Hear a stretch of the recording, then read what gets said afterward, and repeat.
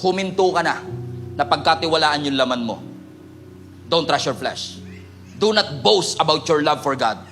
Si David, oo, natalo niya si Goliath, pero bumagsak pa rin siya kay Bathsheba. Hindi mo kayang pagkatiwalaan ang laman mo. You need somebody who is greater than pornography. You need somebody who is greater than alcohol, and that's not you. Ang tunay na pathway para maranasan mo ang kalayaan na gustong ibigay ng Panginoon sa iyo, isurrender mo yung gusto mo, isurrender mo yung kahinaan mo sa kalooban at kapangyarihan ng Panginoon. All you need is receive God's grace and allow the grace of God to operate in your life para hindi ikaw ang hihindi. Yung grace ng Lord ang mag-e-enable sa iyo para makapagsabi ka ng ayoko na. Enough is enough. And then you can say no to ungodly things.